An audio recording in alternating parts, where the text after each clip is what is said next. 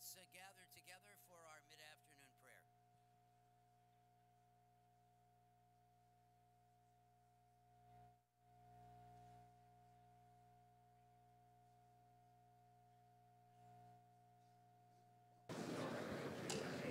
Okay.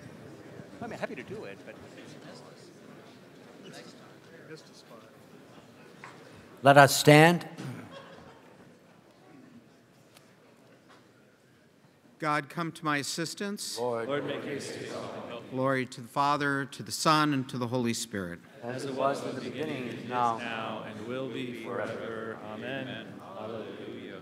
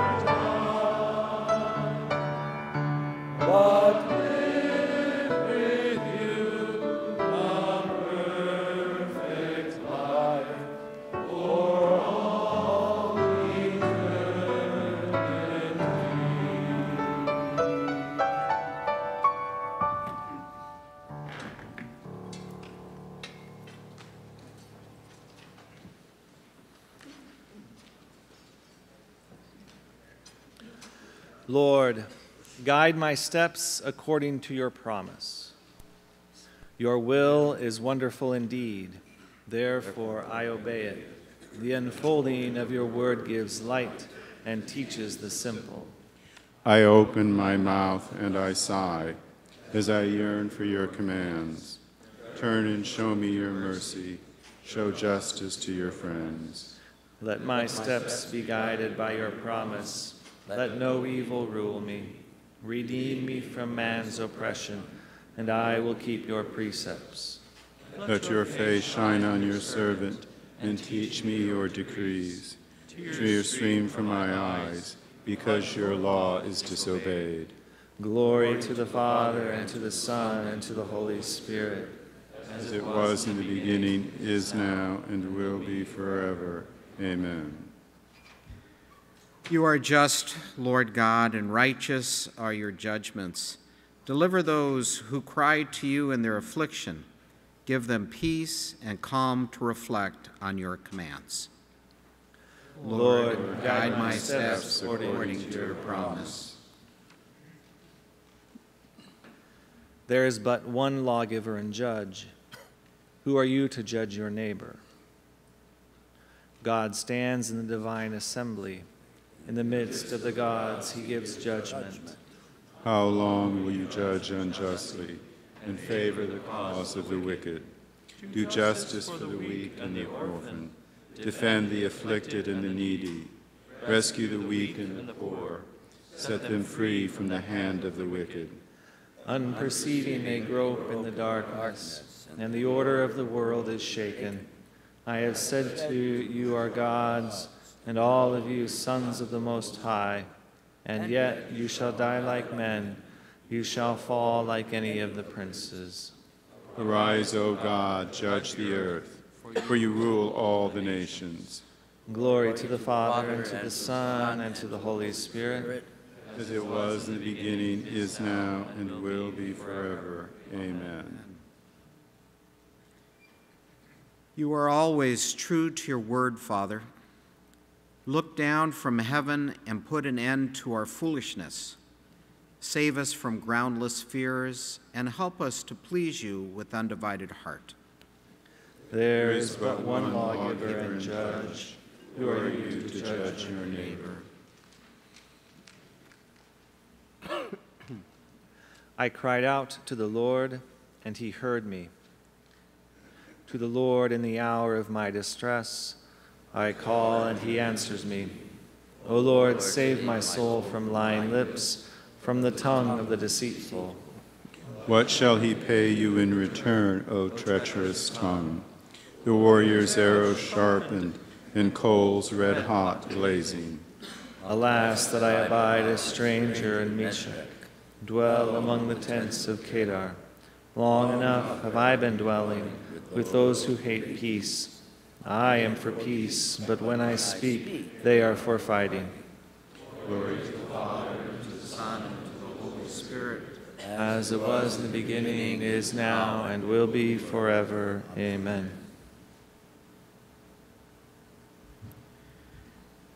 You declared peacemakers happy, Lord Jesus, since they will be called sons of God. Give us that peace which the world cannot give, so that your church may be freed from the schemes of arrogant people and devoted to works of peace, go forward joyfully to meet you, the King of Peace. I cried out to the Lord, and he heard me.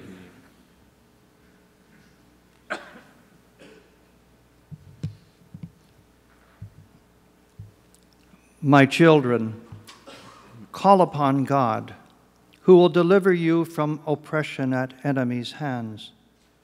I have trusted in the eternal God for your welfare, and joy has come to me from the Holy One, because of the mercy that will swiftly reach you from your eternal Savior. Remember your tender mercies, Lord, and the love you have shown us from of old.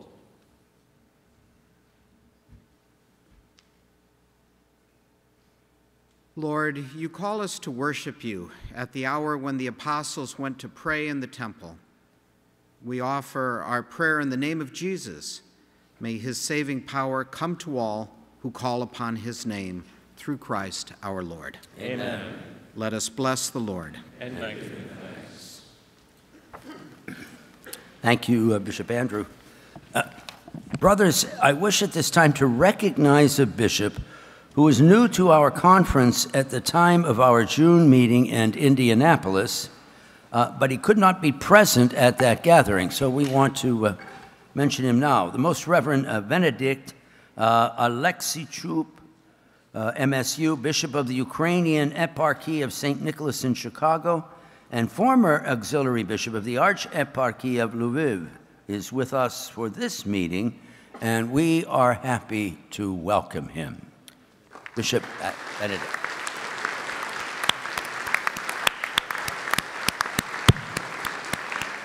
Slava. Okay. I would now like to call to the podium Archbishop Jose Gomez and Bishop Joe Vasquez to give an update on the Bishop's Working Group on Immigration Issues. We know much of their work because it appears so regularly in the Bishop's Only website, as so many resources and material are brought to our attention. So, Archbishop Gomez, Bishop Vasquez. Thank you, Cardinal Leonardo. Good afternoon to everyone. So, brothers, Bishop Vasquez and I are here today to provide an update on migration and refugee matters and the response of the Immigration Working Group. Although the pace of developments has not been as frantic as before the June General Assembly, those developments have been more serious, as campaign promises and other long-threatened policies are now being implemented more fully. As part of our ongoing response, the Immigration Working Group has met 3 times since our last General Assembly, and we have kept you updated on the details of our activities through the Bishops Only website. So today, our purpose is only to mention the highlights of those more recent developments and our response, and then to allow time for discussion among us on this timely and important topic. So I would like to begin by summarizing briefly the principles that have guided our work, which derive mainly from Strangers No Longer, the 2003 joint statement of our conference with the Mexican Bishops' Conference. As you see on the screen, and as you already well know, the teachings of the Church reflect our duty to welcome the newcomer out of respect for human life and charity. This duty is at its height when those newcomers are fleeing violence and persecution or cannot find a means of livelihood in their own country. At the same time, our teachings also recognize our government's duty to control its borders and enforce immigration laws that serve the common good. As we work toward a just and humane reform of our immigration laws, including relief for the approximately 800,000 DACA youth, and as a solution for the millions of undocumented brothers and sisters among us, we can continue to use these teachings as a guide. One additional principle that warrants special attention is that of preserving family unity. This has been a consistent part of our advocacy at the USCCB, and it has been recently reaffirmed by Pope Francis and the Holy See, as reflected, for example, in the recent 20 points document which has been circulated widely. Strangers No Longer, the 20 points, and a host of other resources on our teachings are available on the Justice for Immigrants website, which was recently overhauled. You have it there in the screen. You can see the web address. You can see there the screen. Then, it's a good web page, so check it out. One additional principle that warrants special attention. The administration has taken 2 important decisions during these last months, which have and will continue to have direct impact on our material and pastoral care of migrants, refugees, and DACA youth. First, the administration has decided to admit only a maximum of 45,000 refugees to the United States in fiscal year 2018. This presidential determination for refugee admissions is the lowest since the founding of the program in 1980 and marks the 2nd consecutive year that the new administration has reduced the number of people coming as refugees and escaping violence, homelessness, and a dignified life. In his statement at the time, Bishop Vasquez explained the basis for deep disappointment in this decision. He said, "These people include at-risk women and children, frightened youth, the elderly, those whose lives are threatened because of their religion, ethnicity, or race, and refugees seeking family reunification with loved ones in the United States." While the Catholic bishops, Catholic Charities, and Catholic communities across the country join in welcoming all of those refugees to American communities with joy and open arms, we're gravely concerned for the tens of thousands of extremely vulnerable refugees left behind by this decision.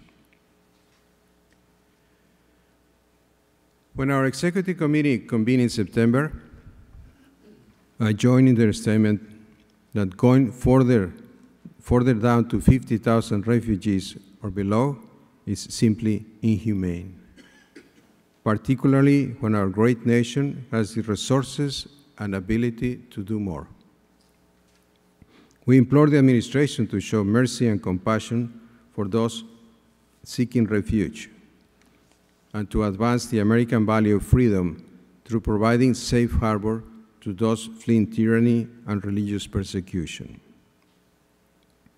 Also in September, our Office of General Counsel filed a friend of the court brief with the Supreme Court on behalf of the USCCB, Catholic Charities USA, and Clinic, in the case challenging the administration's executive orders on refugees. The brief argued that the discriminatory effect of the executive orders on Muslims, paired with the President's expression of discriminatory intent behind his orders, amounts to a violation of the free exercise of religion under the First Amendment. The brief also underscores the Church's moral and religious commitment to protect migrants and refugees of all faiths, not just Catholics. The brief note that Catholic immigrants seeking a better life in the United States have also suffered religion discrimination. The brief noted that Catholic immigrants seeking a better life in the United States have also suffered religious discrimination. And so, we cannot be silent when other religious groups are targeted.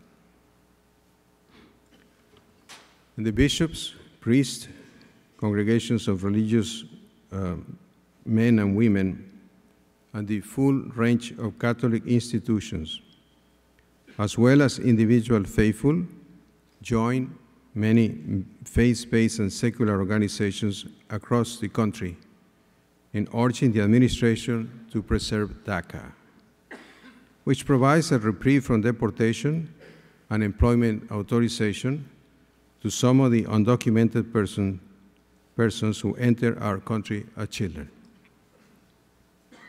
When we heard the administration had rescinded the program, effective in 6 months, we issued a statement denouncing the move, calling it reprehensible.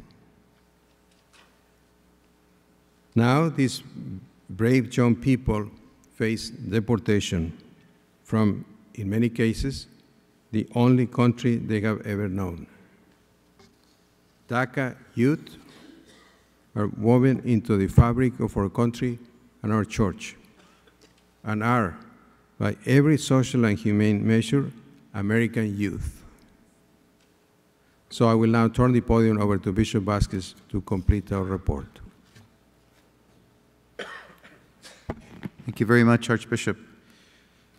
Brothers, in response to this, we are now advocating for a clean solution for DACA youth, commonly known as Dreamers, in the form of the DREAM Act. We are urging the Catholic faithful and all people of goodwill to contact their representatives in Congress to urge the passage of the DREAM Act or similar legislation before the March 2018 deadline as a prompt, humane, and durable solution to this problem of greatest urgency. According to the study from the Center for Migration Studies, 85% of the Dreamers have lived here 10 years or longer. 89% have gainful employment. 93% have graduated high school, and 91% speak English well, or very well. Don Kerwin, Executive Director of the Center for Migration Studies, stated in a recent article, "In the end, the fate of the dreamers is not about economics, culture, or political brinksmanship. It is about who we are as a country and the values upon which our nation was built. There are times that the United States and its elected leaders must act because it is the right thing to do and because we share a common humanity." Finally, a word about temporary protective status, commonly known as TPS, for our brothers and sisters from many countries, including El Salvador, Honduras, and Haiti.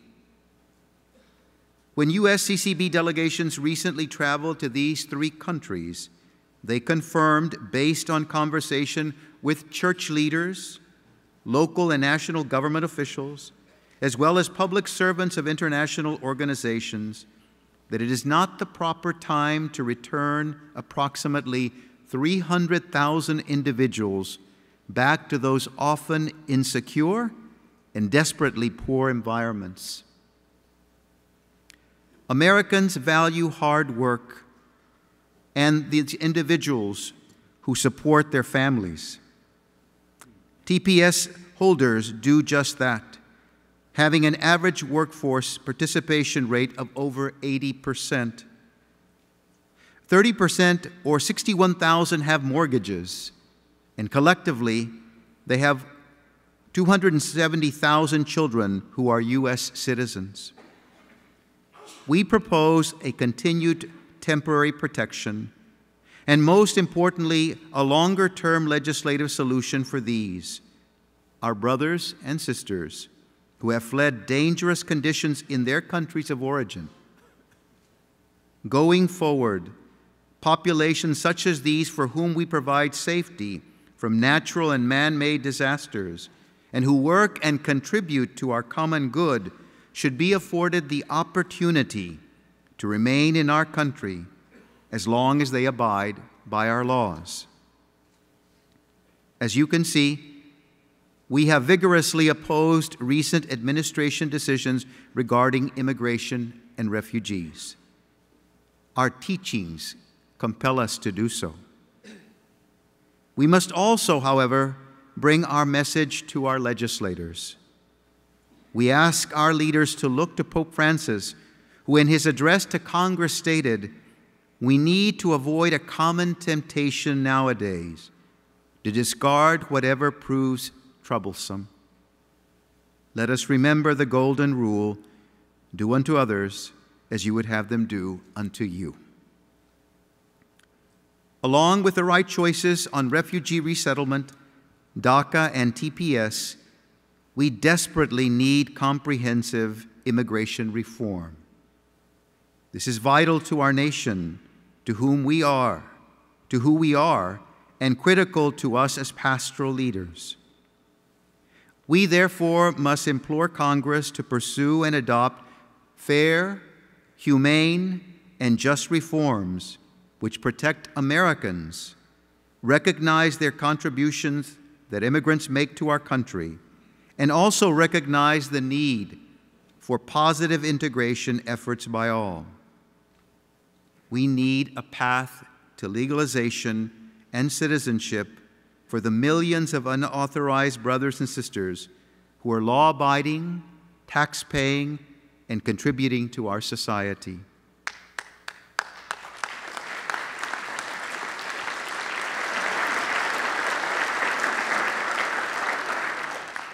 Of course, we also know our country has the right and the responsibility to regulate its borders and enforce our laws.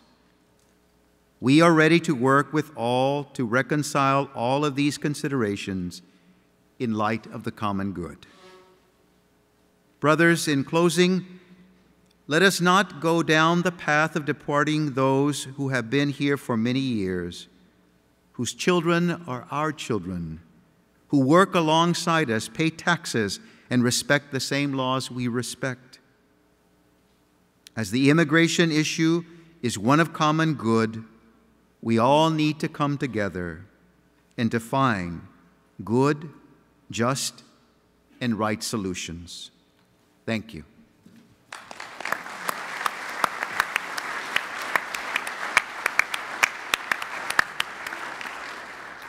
Thank you, Bishop Vasquez. Thank you, Archbishop Gomez. Now, the two bishops are present and ready for you here now, brother bishops, for comments, reflections, questions. Cardinal O'Malley.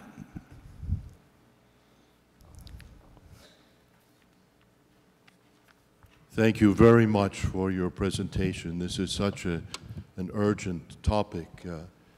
Saturday, I visited the parish in Washington where I had worked for years as a young priest, and the pastor gathered 20 Salvadoran youth who are all in the DACA program so that they could speak to myself and Cardinal Rosa Chavez of San Salvador about their situation. They shared their stories, and it was very, very moving to listen to these young people.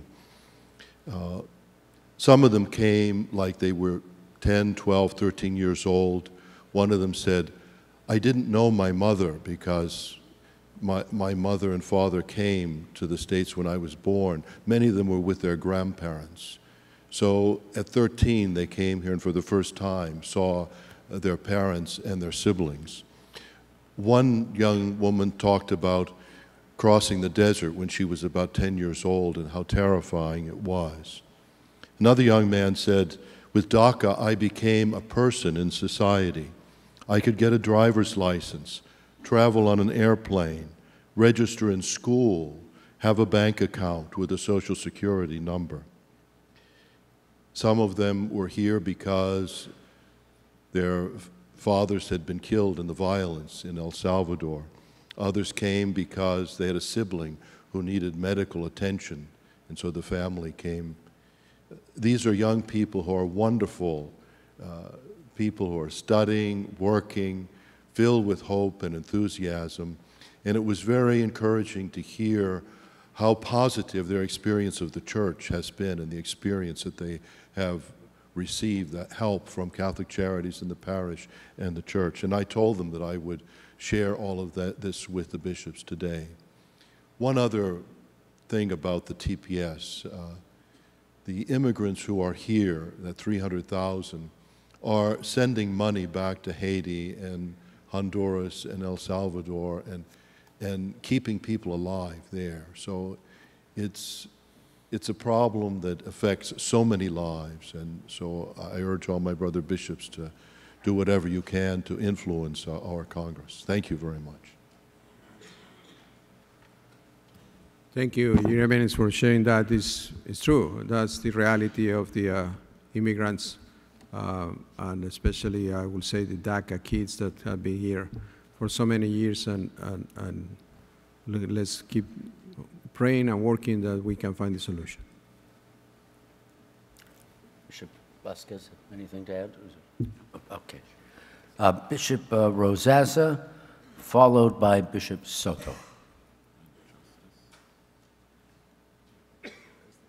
In Connecticut, a group of us, a community organization, got behind the undocumented folks and were able to get a law passed through the state legislature authorizing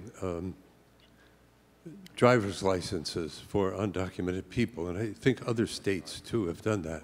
So it's one approach. And also, excuse my ignorance, what a DREAM, do you know what that stands for, please? What is dream? Dream means what? Deferred, I know is the first word. It's hard to understand. I can't. We are trying to find out, but it seems like it was... Thank you. I think was started, if I remember correctly, was started using by some of the young people, just thinking that that was their dream. But I don't know if it reflects any specific piece of legislation.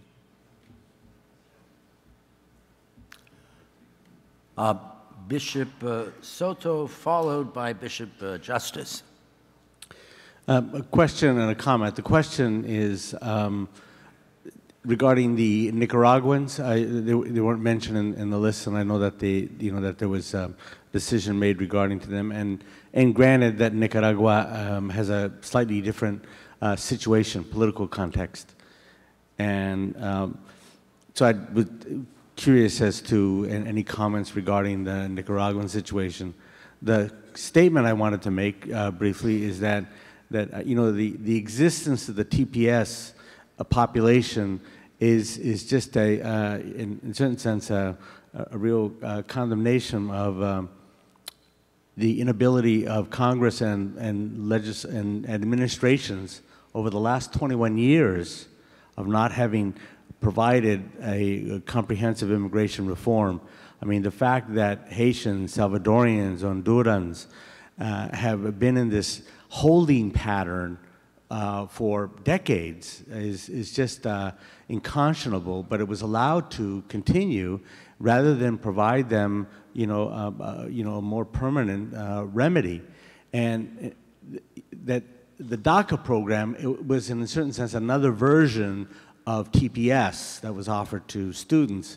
And so, and it's all, in some sense, part of, I believe, one cloth of the paralysis of not having provided, immigration reform, and that this isn't just the consequence of one administration, though that obviously that these steps have just been very vile and inhumane in recent months, but that this is reflective of the inaction of 3 administrations and 21 years of congressional paralysis. Bishop Soto, thank you very much for your comments. We appreciate that. I think we are all of the same mind and heart that our system, our immigration system in the country has failed.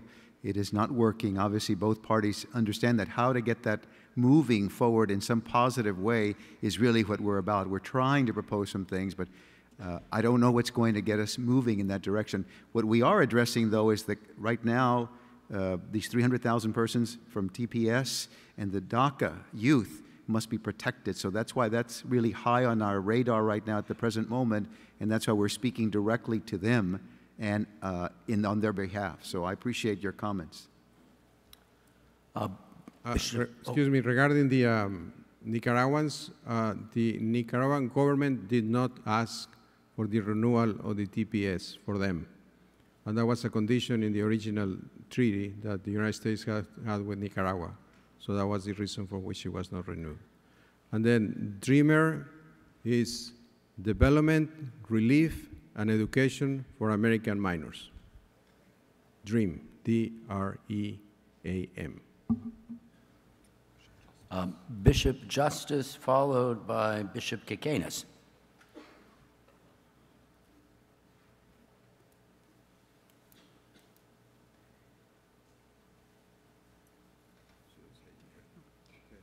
I just want to thank you for all that great work that you're doing and giving hope to us to be able to give hope to our members of our community, both our own church and ecumenically in our cities and state.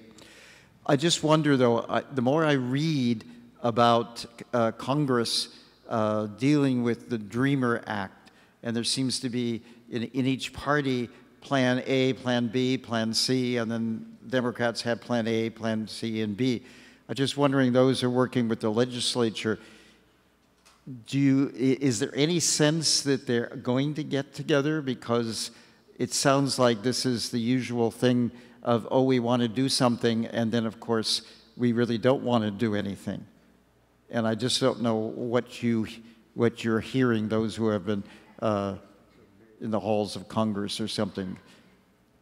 Because if that, we need to do other things to make sure people hear the message. Thank you. I'm Michael Hill with your Government Relations Office. The DREAM Act was first introduced in 2001, and believe it or not, this is the best chance we've ever had for getting it enacted into law. That being said, the path is going to be very difficult. We're looking at the optimum time being in early December, with the outside time being in March. Your continued support for it and your continued communication with your legislators will be essential in getting it done. But this is the best chance we've had. Again, that being said, it's by no means an assurance that we're going to get it done. It's going to be accompanied, in all likelihood, by a lot of additional provisions on enforcement that you'll have to make decisions about whether or not you can accept. Thank you. Thank you very much. Is that okay? Bishop Kikanes, followed by Cardinal Cupich. Thanks again for the efforts of the Working Committee and for the unity of the conference on these issues, which is very impressive. My first comment was related to what Bishop Justice said. Are we seeing any rays of hope in the Congress or working with the staff of the White House? My second comment has to do with a new initiative called Safety and Fairness for Everyone, a network of cities and counties that are providing public funding for representation for migrants in deportation hearings, because we know that without representation, 4% of the cases are successful. With representations, about 50%. And I wonder if the Working Committee could help bishops in their own cities and counties to encourage and support these efforts for the use of public funds for a representation, legal representation. I believe it began in New York. It's in a number of cities now, Chicago, Baltimore, and San Antonio and other places. But it would be nice to see if there's ways to do that in all of our municipalities. Sure, we will be happy to do that, to support you all with some ideas or some things that can be done. Then as Michael was saying, right now, when you talk to your elected officials, most of them say that it's going to happen. But I think it's up in the air. So I think we need to keep praying and working that they are able to do it. You want to say something? Just a word on TPS. I've just been handed some information that there is a bipartisanship effort to work on TPS and extending it. So there is an effort right now. I just wanted to give you that's the bill number. It's H.R. 4184. It's to extend the status protection for eligible refugees.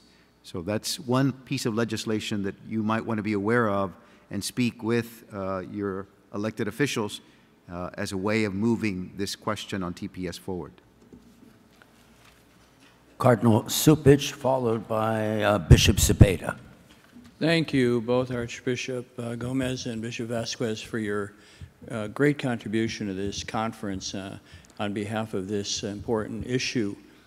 Part of the political landscape that we're facing today that makes the DREAM Act and other reforms for immigration possible is the poisoning rhetoric that many times is degrading of immigrants and even demonizing of them. But we also have to see that that rhetoric is having an impact on our own people, because they many times pick up that language as we talk to them about this issue. So in addition to advocacy for legislation and looking ways in which we can speak out in defense of immigrants and their rights, I think we also have to have a call to conversion of our people, because there's something wrong when they begin to buy into that poisoning rhetoric that gives a very skewed view of especially these young people who have been here their whole lives, but also others who are refugees. There's something wrong in our churches when the gospel is proclaimed, and yet people leave our worship services, our masses on weekends, with that rhetoric still echoing in their hearts. Thank you, Cardinal. It's true. We need to help them to have all of us to have a conversion. And that's what I think is so important for all of us to talk about the issue, because a lot of times people really do not know what the church teaches on this immigration issue. That's why we try to provide you with as much information as possible that we all can be out there helping people to understand the dignity of each one of these immigrants. And I think the Justice for Immigration webpage is really good, and also the other reports, the one that you can see right now on the screen.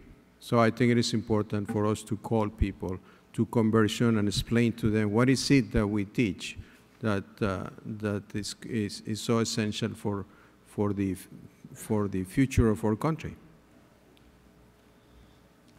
Just a follow-up to that, and that is that, yes, besides the teaching role, which of course is so essential to us as bishops, and we must continue to do that, to teach our people very clearly on what our stance is, the social teachings of the Catholic Church regarding immigration. The other thing which I think moves people's hearts is knowing personal stories or having personal encounters with immigrants or refugees. Once you do that, you understand the situation of persons. They are not problems, they're not statistics, they're people, just like us. And therefore we can empathize and be in solidarity with them. That's what brings also conversion and change of mind. Yes? Bishop Cepeda, followed by Bishop Olson. I want to thank all of the members of the working group in regards to this issue. In the words of our Pope Francis, the issue of immigration is actually a human crisis, it's a human issue. So in the words, I want to echo Bishop Vasquez when he says we need to be able to see the issue with a human face. As we turn our attention with the youth, I believe that our youth, and especially those who are under the program of DACA, they're looking to us as a church, and they continue to trust us. They continue to look for hope in us as a mother church, and they continue to look for care. And that's an issue that we need to keep in mind as we move into trying to do our best to help them and to protect them and to bring about the new evangelization to all of our youth. Thank you. Bishop Olson, followed by Bishop Cantu. Thank you, Your Eminence. Thank you, Archbishop Gomez and Bishop Vasquez, for your work on this.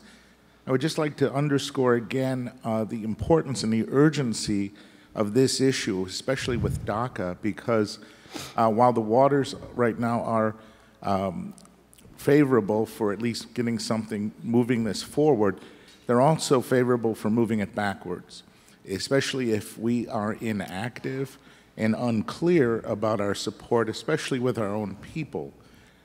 This is only the first move against immigrants in a whole series of moves that are planned, and the devil will be in the enforcement of this if nothing is done, because it will only be more rigorous legislation and norms against our own people. I think, following on Bishop Soto, this is, again, while it's not the, if you will, the attitude of just one administration, it is also a series of years of kicking this can down the road and sins of omission along the way. And I think we need to draw in our preaching and the formation of our consciences and the consciences of our faithful, the importance of sins of omission are just as deadly, if not deadlier, than the sins of commission. And also, just on a personal note, I find our own representatives are very willing to meet with us, and it's insufficient if we are going to rely on just our conference representatives. We have to contact our own representatives by phone, by an email, but at least to take that initiative. They are more than willing to meet with us because they do see this as an opportunity. And if inactivity is our response, they will read that more deeply into other issues as well. Thank you. Thank you very much. We appreciate those comments, Bishop Olson. I think you're very much correct in stating that if we have a personal involvement, a personal stake to go out and reach out to our elected officials and indeed press these points, I think it can have a positive effect. And as you said, there's a question of either remaining silent or standing up and then supporting our immigrants and refugees. As you say, it's urgent. The first DREAM Act, as Michael said, was 2001. 3 different administrations, and we're still there. So I think it is urgent for all of us. Bishop Cantu.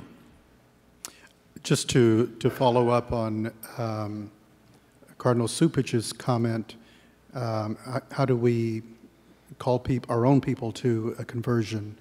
One of the questions that I've gotten, that I get often, that I hear sometimes on television from our own Catholics, is that this is a prudential judgment. We're not talking about an intrinsic evil. And so how cannot a Catholic in good conscience have a different judgment on the matter? I've responded to that in some different ways, but I'm wondering if you might have any suggestions, or perhaps anyone else on the floor.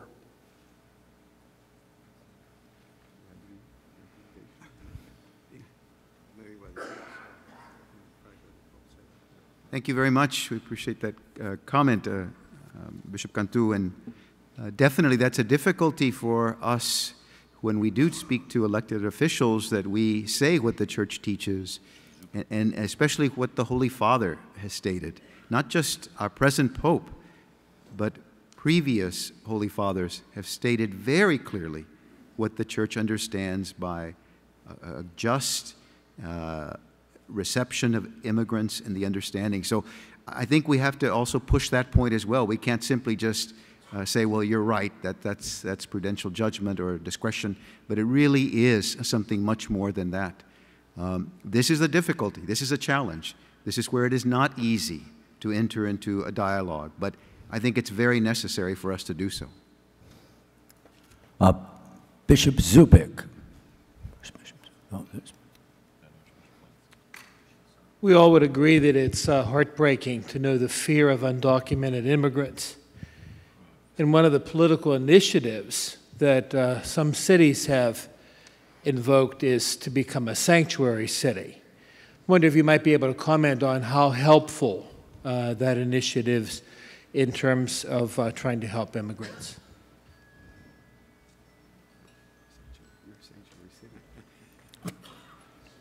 Thank you for your question. It's an interesting question. I think, at least I can say in California, as you probably know, Los Angeles is a sanctuary city, and the state of California is a sanctuary state. So far, I think the relationship between the government and the police and the immigration agents has been very good. So they are working together, and they have a good relationship, and it's been very useful, and it has helped the undocumented people in California to have a little more peace and being able to keep doing what they do every day. So in my personal opinion, if there is a good relationship between the police, the sheriff, and the immigration agents, then it works well. Obviously,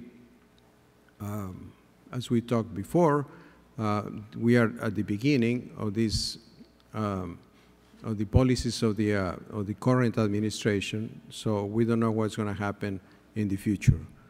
But so far, to respond to answer to your question, at least in California and in Los Angeles, is working appropriately. Archbishop Wensky, followed by Bishop Soto.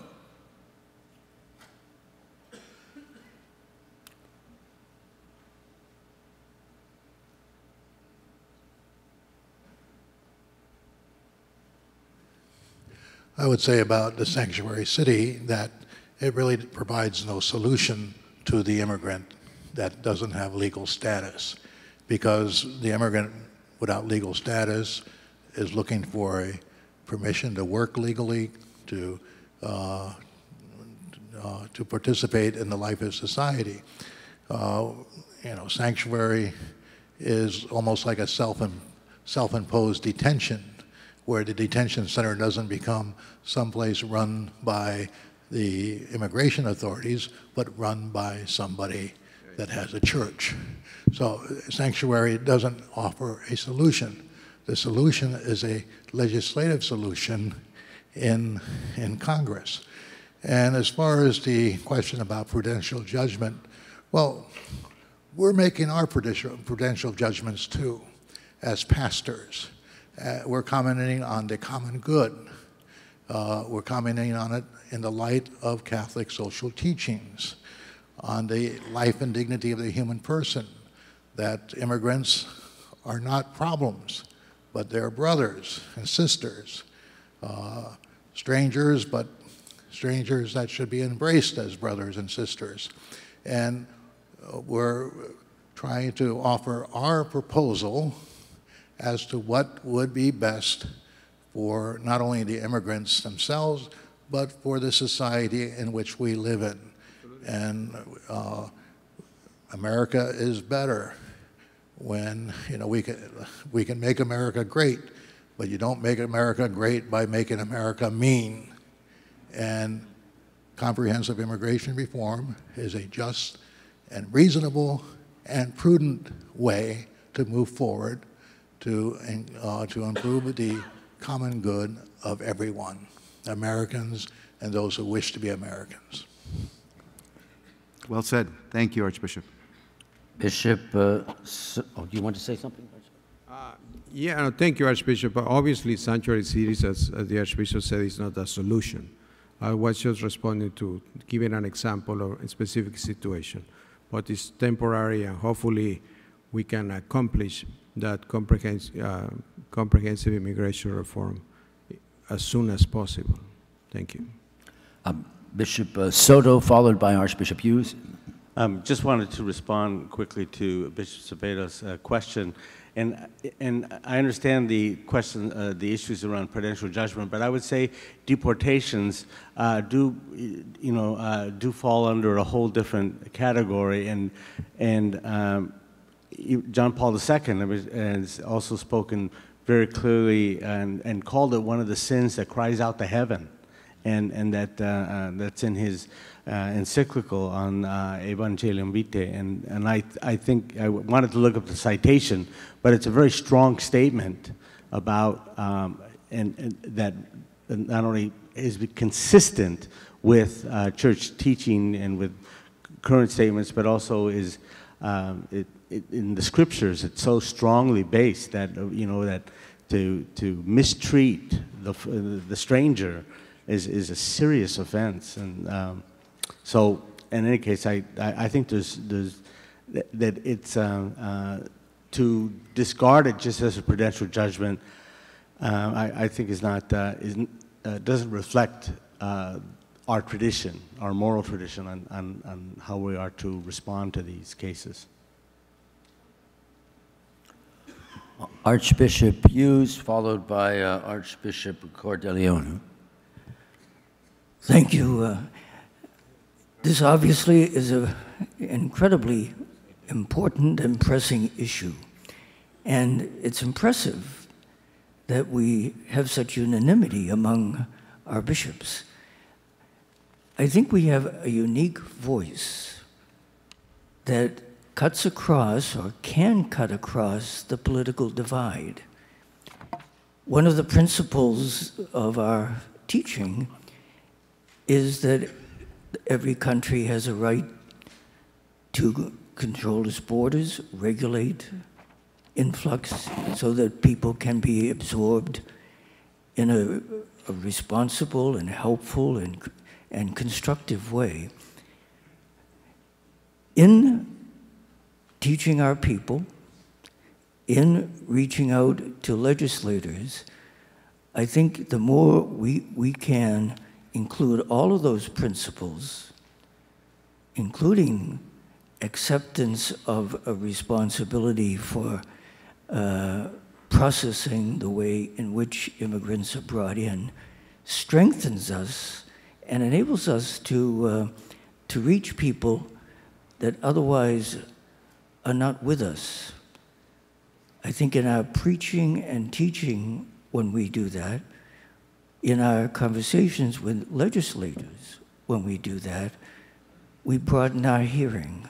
And I'd hate to see us lose this present moment of opportunity by failing to do that.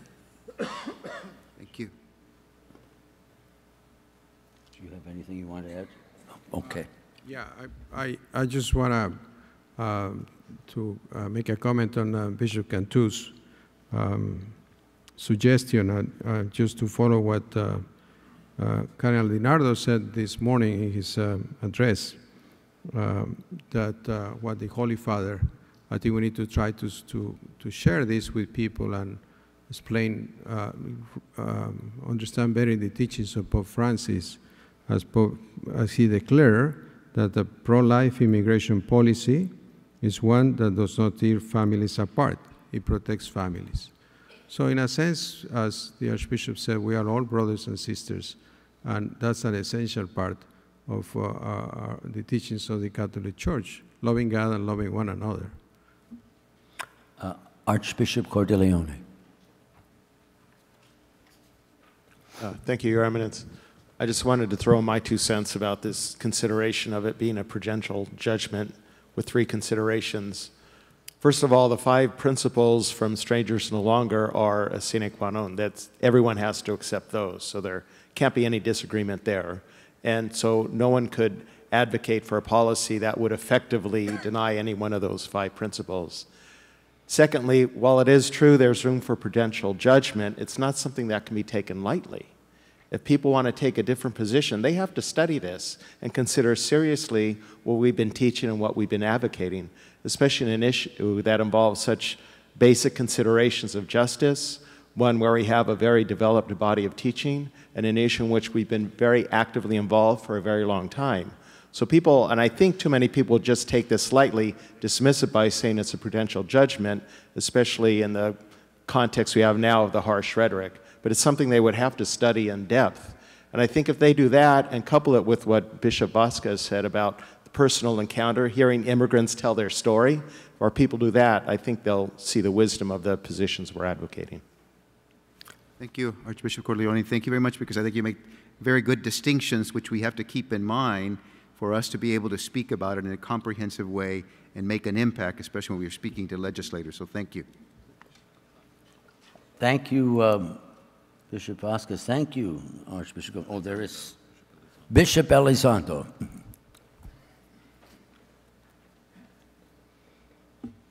Somebody else. I fully agreed with all our brothers who have spoken, especially about the dignity of every single human being, of course, and especially for the doctrine of the Church, stating very clear that we have to defend the unity of the families, and so especially to put a human face in every single immigrant.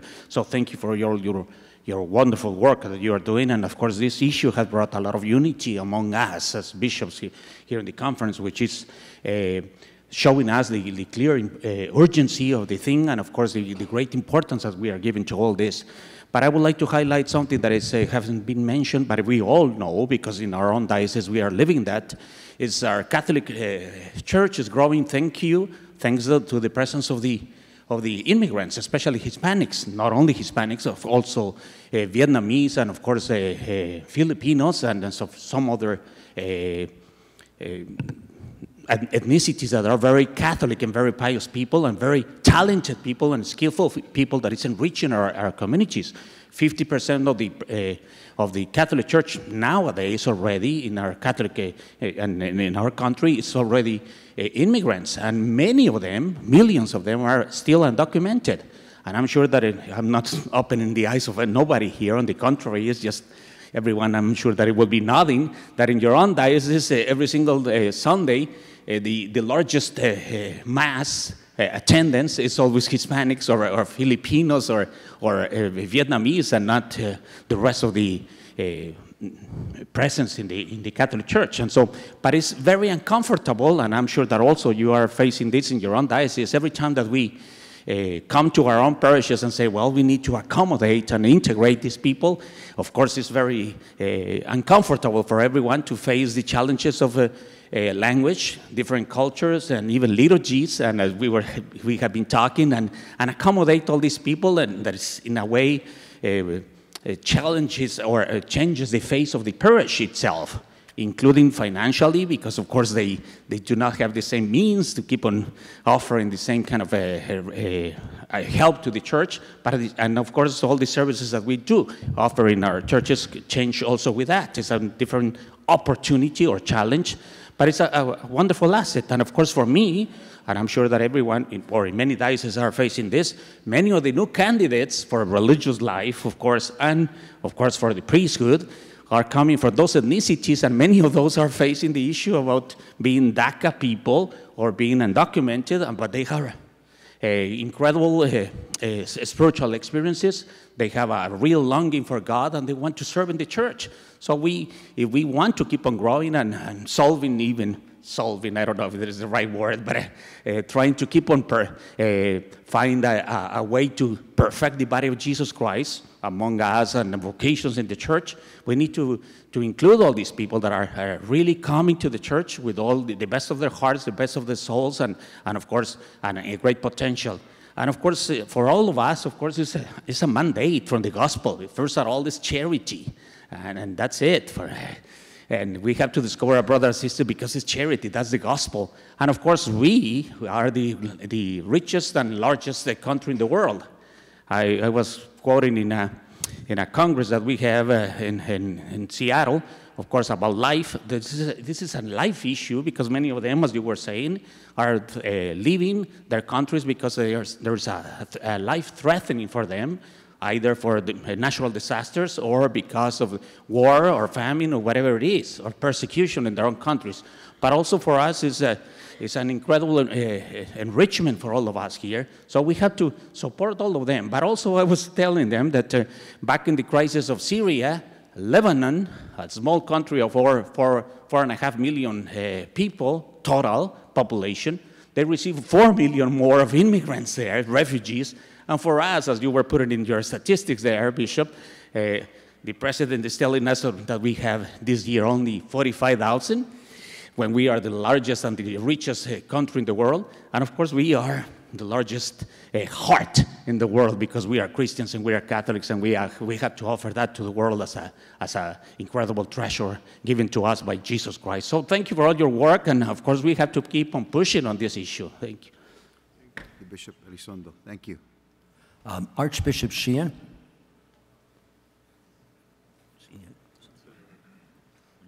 Archbishop Gomez and Bishop Vasquez, I really appreciate the work that you've done on this matter, and certainly the conference has given a number of statements through the last few months on the immigration issues, the DREAM Act and all the rest.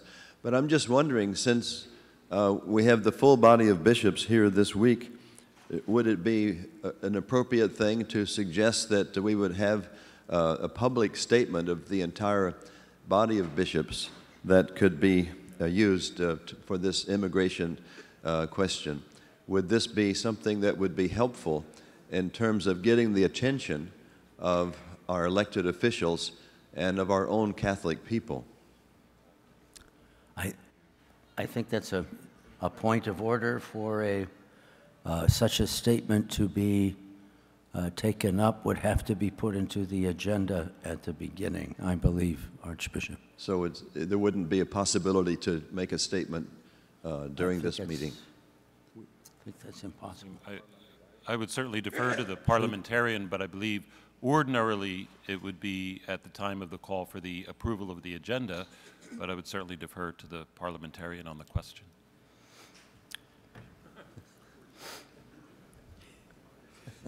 There's always a parliamentary procedure to set aside the rules. And so it could be done. And I think it requires a 2/3 vote of the majority. But the thing is that I think it's more the conference statutes and bylaws that how do we, what form is this message going to take? Because if it's going to be a formal statement, it seems to me that needs 6 months advance. But then there are messages, and I'm not familiar with your, Monsignor Bransfield, you're better with that. Yes. Thank you, Your Eminence. There are 4 types of statements that the body of bishops can issue: a doctrinal declaration, a pastoral letter, a formal statement. There is only one that the body of bishops can issue at the time of a meeting, and that is a special message. And when that is called for and approved by the body of bishops, the president of the conference then appoints a drafting committee. The drafting committee would meet several times, come up with a final draft. Drafts would be distributed by the General Secretariat to the body, and it would be an amendable document to be voted on later in the meeting. Thank you, Your Eminence. Thank you, Monsignor. So that's a response. There's someone who has a point of order, is it? Or I just wanted to give a formal title to the motion. It would be a motion to suspend the rules, and it would take a 2/3 majority. Bishop Rosazza? It seems to me, in the past, we've done things like this, that the president would put forth a statement on behalf of the conference. Sure.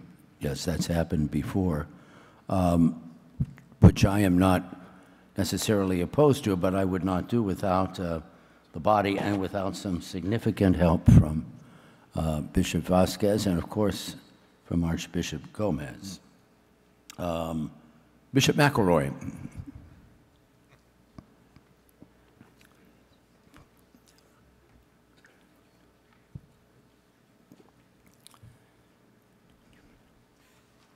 Just as an aside, I remember that when Cardinal Dolan was president, there was a statement done at the end of the conference of the very type that you were describing, Monsignor Bransfield, with the drafting committee. It was done in 2 days because I was on that drafting committee. But I got up to speak actually on a narrow point, which was Bishop Cantu's point, which has come up a couple of times now, about intrinsic evil. Now, in Catholic moral theology, the concept of intrinsic evil cannot really apply to legislation, because intrinsic evil only applies to actions which are morally simple. And so there's on no issue can legislation be called intrinsically evil. So in the narrow technical sense, nothing can. However, I would submit to you that in the human and in the humane and in the pastoral sense, when we have a situation where parents cannot send their child with cerebral palsy to the hospital without risking them being detained by the immigration authorities, we have a situation that is intrinsically evil. Thank you, Bishop McElroy. Thank you, Bishop McElroy. Bishop Coyne has a yellow card. Okay. Still have to learn my colors. May I suggest, in terms of public relations and communications, context is everything. Now, granted, the context is coming out of our discussion here, but I think you as president are hearing the wisdom and the sense of the body of bishops that are present. Would it not make more sense to have this all ready so that when the DACA is brought up in some kind of a context of some move by the government, that would be a time when you would issue a statement on behalf of the body of bishops like you normally do during the course of the year? And we're seeing it more and more through the communications department now. They're doing it more and more in a timely fashion. Thank you, Bishop Coyne. Archbishop. I mean, we don't have any problem on a statement. The problem is how to put it together, because it's a complicated matter, isn't it? Sure, that's part of it, is the procedure. For the benefit of feeling out of the body, would the body be interested in, let's say, a statement coming from the president, but worked out in collaboration with this work group, with Archbishop Gomez, to get it ready? And if essential and necessary, do it very soon. I mean, rather than push us to this week, I'm just nervous about how soon we can do this, that's all. What is the sense of the body? Would the brothers, would you be okay with that kind of thing? Okay. I think that's the way to work it, Archbishop. We may get something done even this week before we go, but I think it's wiser just to give ourselves a day or two to figure this out.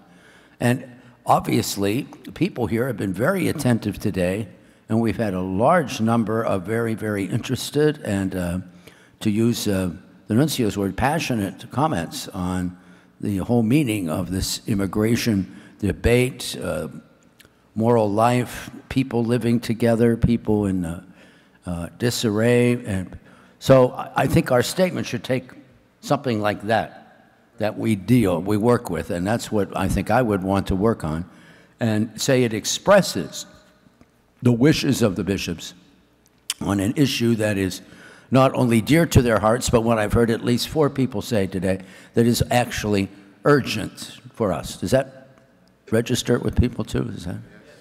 Okay. Is that okay? Why don't we work it that way? That's, Bishop Vasquez, Archbishop Gomez, do you have any last comments you'd like to make before we? Just a final word of thanks to all of you, brother bishops. Thank you very much for all that you're doing. Many of you are doing great things in your own dioceses where you're advocating for immigrants and refugees. So on behalf of MRS, I'm very grateful for all that you do and will continue to do. So I ask God's blessings upon all of you, all of us. Thank you. Thanks. Thanks.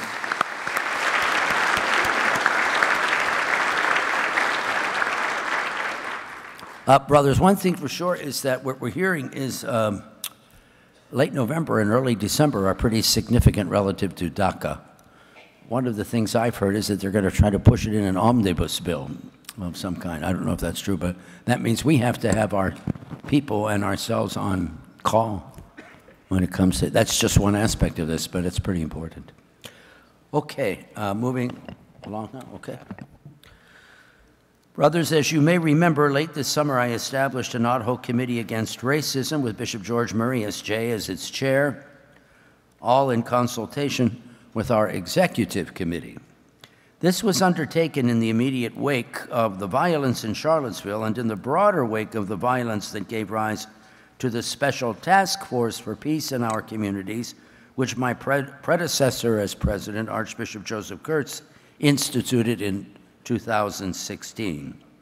This is our first General Assembly since the new committee was established, and so we have set aside time on the agenda for Bishop Murray to provide an update on the committee's activities to date, as well as a preview for its plans for the future. Brothers, you may recall that we approved the development of a pastoral letter on racism in our strategic plan last year.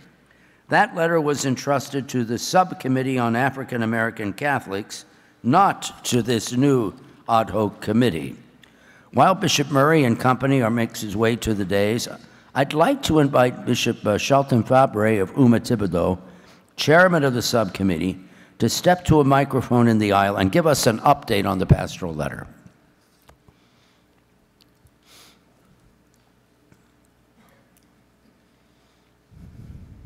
Thank you, Your Eminence, for this opportunity to share where the pastoral letter on racism is. According to the protocol and the schedule, we did produce a first draft of the pastoral letter. That first draft was disseminated to the committees of the USCCB, and we received recommendations and responses to that draft, for which we are very, very grateful. We seriously considered the recommendations and the comments that came to us from the first draft. We are now working on the second draft with some close collaborating committees, and once that draft is completed according to the schedule, that will again go out to the different committees of the USCCB. And it is our hope that, and our plan, to keep to the schedule and to have the pastoral letter presented for approval in about a year's time in November of next year. So that's a quick update, and simply we ask the prayers of all of my brother bishops as we continue to undertake this very, very important effort for our conference. Thank you. Thank you, Bishop Faber. Thanks very much. Bishop Murray, it's all yours. Thank you, Your Eminence. And thank you, Bishop Faber, for your committee's good work on the racism pastoral statement. My brother bishops, I am grateful for this opportunity to speak to you about the work of the Ad Hoc Committee Against Racism. Although the topic of racism is worthy of expanded discussion, my remarks today will be brief so that all of us can listen to and benefit from your insights on this matter. Racism is not unique to the United States.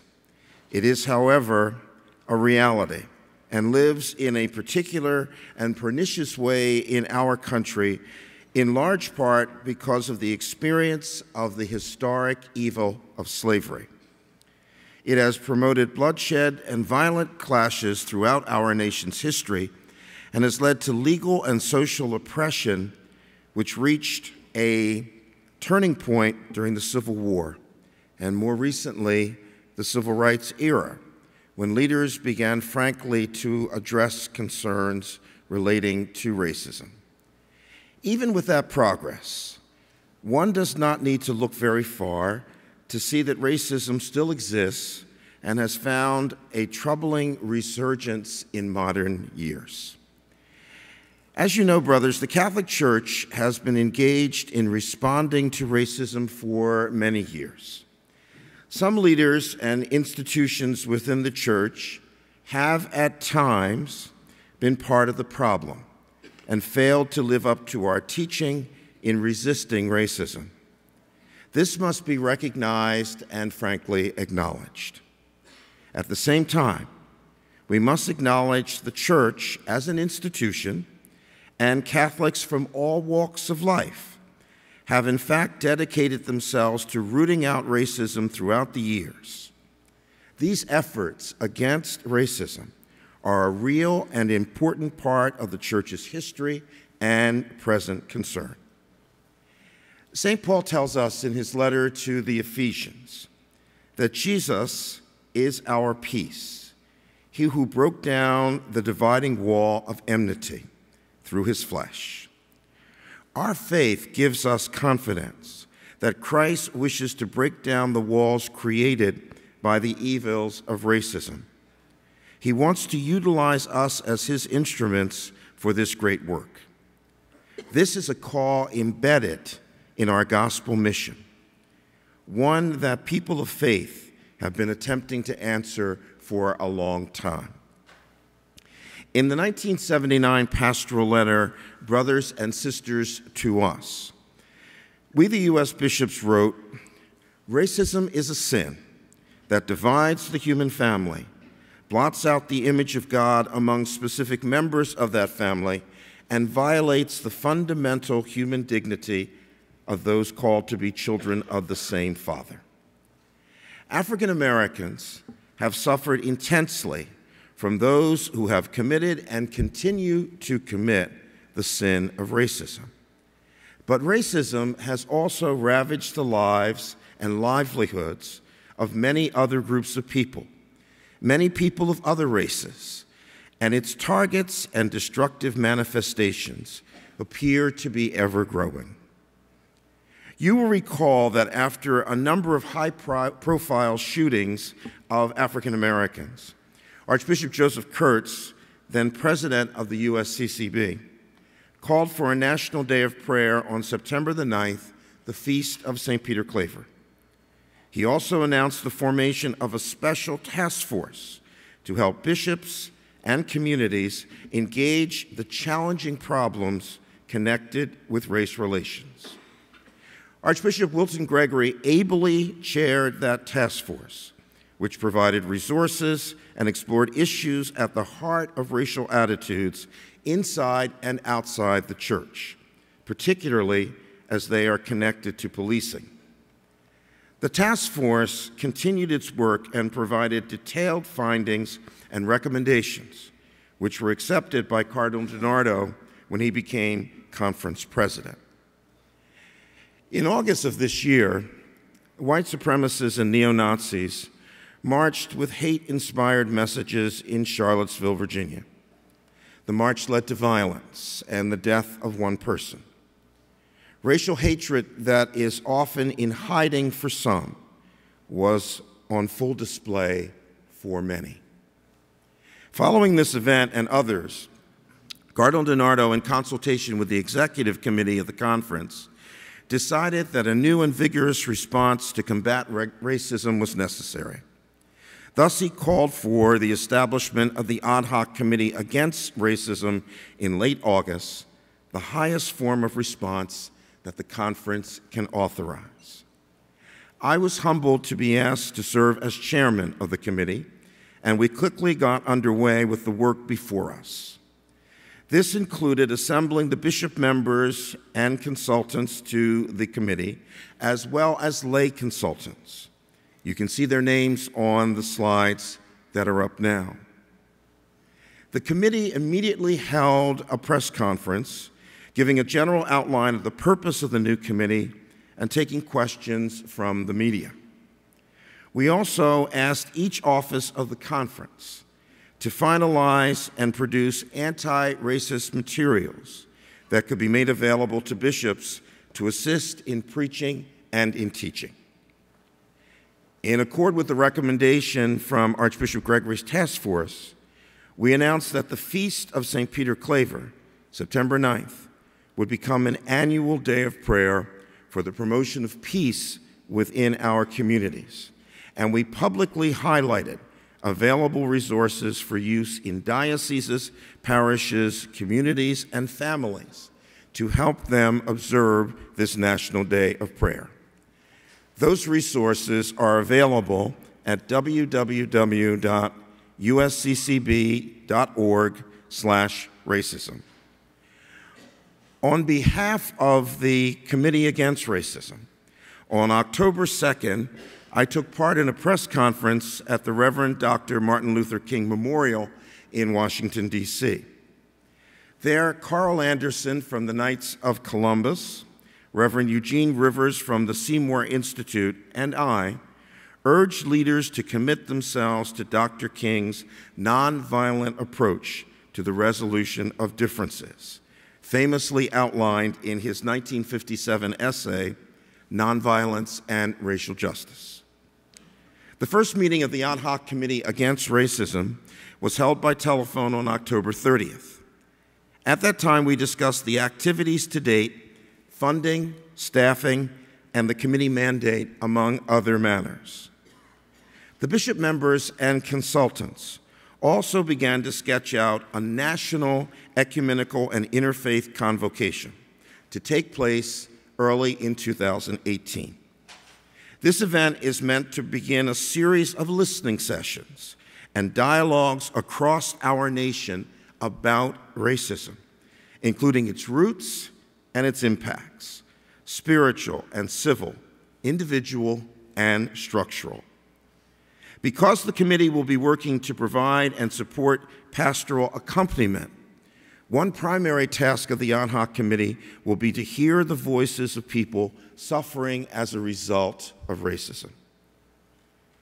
Some key features of the committee's tasks will include listening sessions, as I already mentioned, creation and dissemination of theological, liturgical, pastoral, and community resources, education and catechesis, including work with dioceses, parishes, schools, and Catholic social service organizations about racism and effective models to respond to it. Implementation of the USCCB's pastoral statement on racism, communication strategies, focused evangelization toward healing and reconciliation, efforts towards conversion of those who harbor racist beliefs and commit racist actions, care for those who are the victims of racism, overreach and coordinating activity with other groups, including faith groups, public policy advocacy focused on issues that perpetuate or are the result of racism. All of this is aimed at one goal: to change hearts, which will lead to a change in behavior, because every human being is created in the image and likeness of God. One last point that I would like to mention is that the USCCB staff and I went up to Capitol Hill recently and spent a day in meetings with members of Congress and their staffs.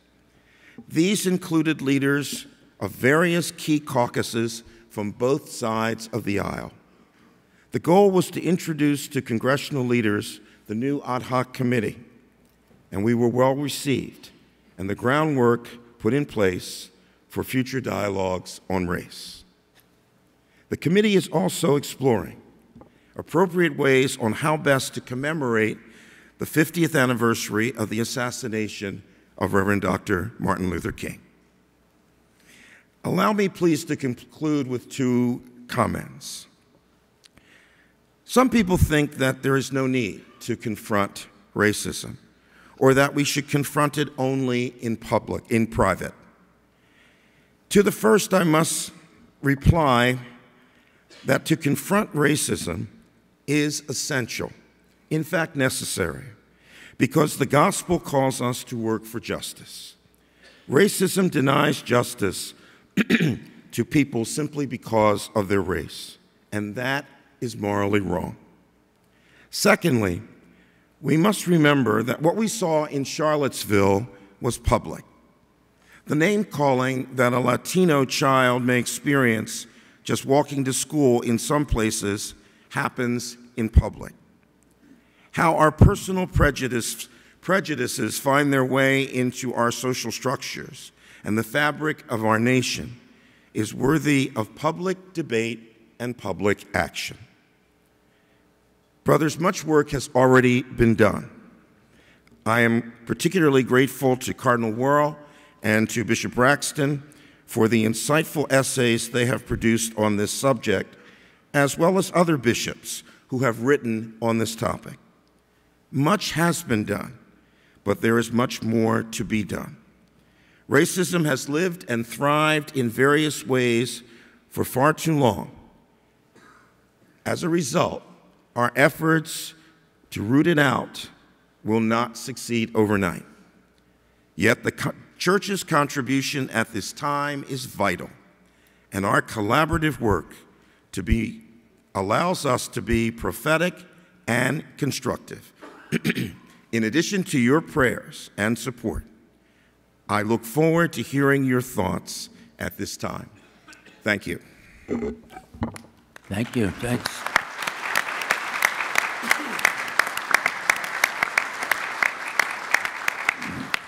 Thank you, Bishop Murray. Thank you very much. And as you've stated, you are open to the reflections, questions, and comments of the body. So, brothers, those of you who have something right now to add to what they're working on. Bishop Kikanis. Oh, Bishop Kikanis, followed by Bishop Tyson. I know we've all had experiences of harsh racism. I remember being at a restaurant as a young priest in Lake County, Illinois, when Dr. King was shot, and the bartender said, "Drinks for everybody." And it was a harsh and striking experience of racism, perhaps even in our own hearts. I guess what I want to say, I really appreciated Archbishop Sheehan's desire to bring us together in some way in a statement. But I also think we need to find ways to make symbolic actions as a body related not only to this issue of racism, but also the previous discussion. And I encourage your committee and the working committee to see if we can come up with some symbolic actions. You know, when Cardinal O'Malley came to Nogales, and many bishops came with him, it was an incredibly powerful statement. When Archbishop Pierre came to say Mass along the border, again, it really caught people's imagination in our area. And if we could find those ways by which, as a conference, we can stand together in symbolic actions, I think our Pope has shown the importance of those kinds of expressions. Thank you, Bishop Kikanis. And we are working on developing symbolic actions that we can take, because you're absolutely right, they are extremely powerful. Bishop Tyson, followed by Archbishop Wensky, I think. Thank you, and thank you for the fine work that you're doing, both the ad hoc committee as well as the hard work on the pastoral letter on racism. I think my question is somewhat similar in light of our last conversation, and I think Cardinal Cubich's very pointed and direct reference to the need for conversion among our own people. I'm wondering the distinctions and the commonalities that you're seeing in terms of the raw racism we hear in terms of immigration, which is perhaps distinct but perhaps related to some of the issues that you are related to in terms of Charlottesville and some of the current events in terms of the African American community. I'm wondering how much these should be linked and how much should they be honored as distinct questions?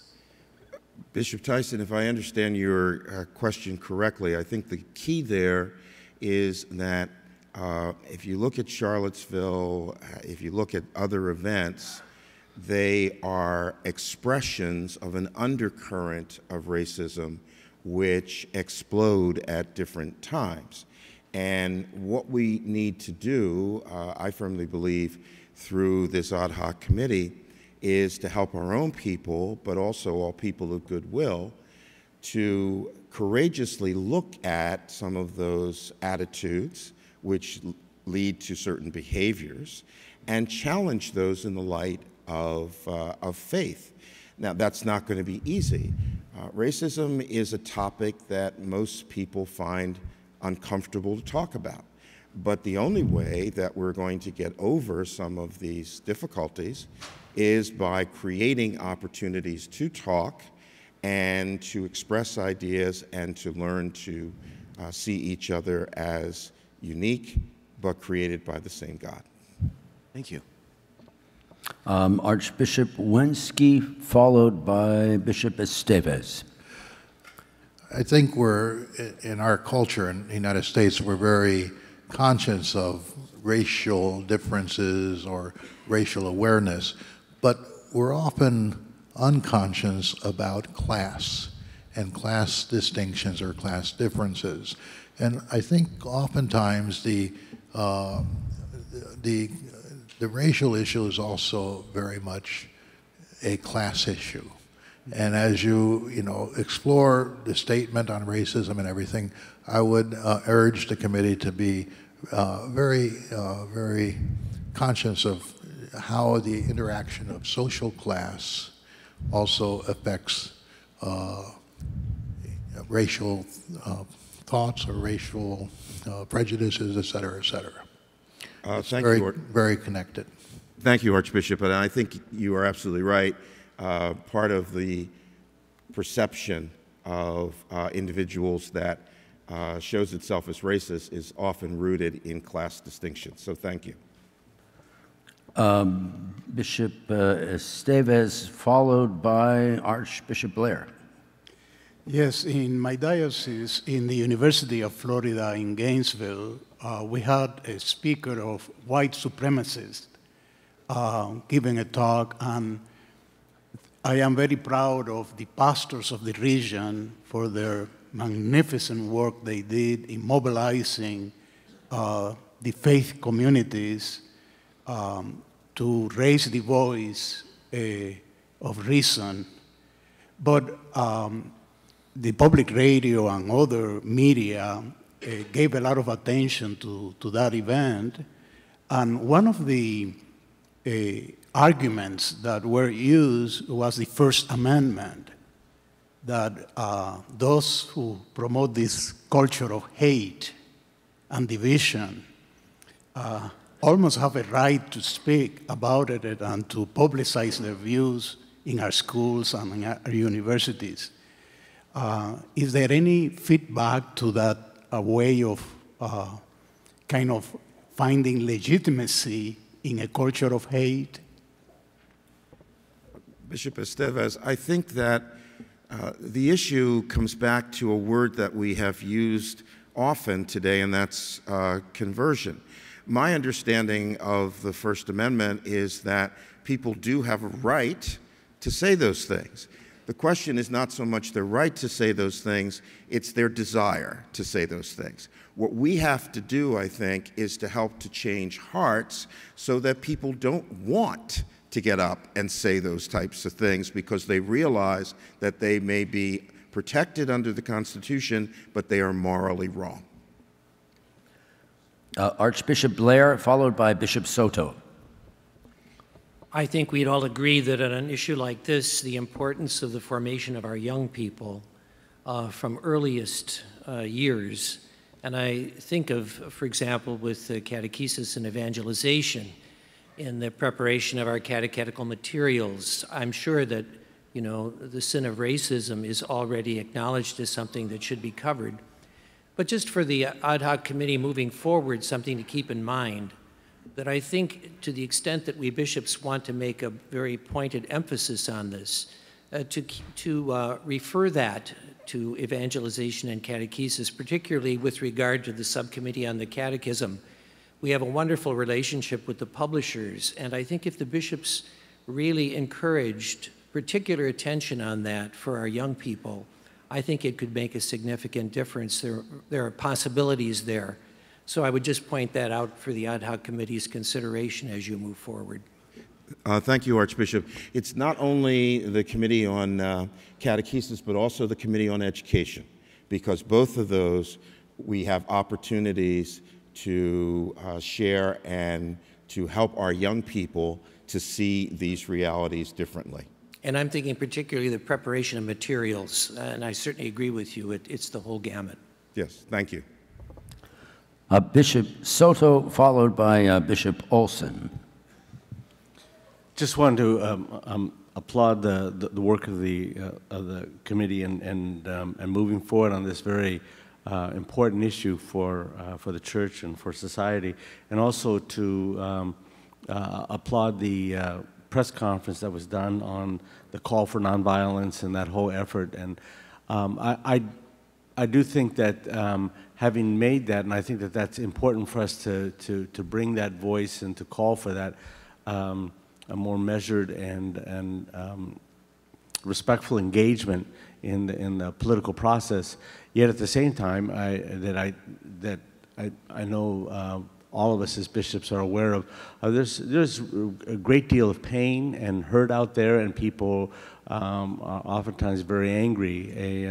I remember having given a homily on the topic of patience in regards to the social change, and an African American man came up and, you know, respectfully said to me, I says, well, how long do I have to be patient? How long do I have to be patient? And that really hit me, you know, and as to the long history of pain and suffering that the African American community has endured, and that for us to begin to open up the opportunities for listening sessions and dialogue, I think it will be a challenge for many of us. But I think it's also important if we want to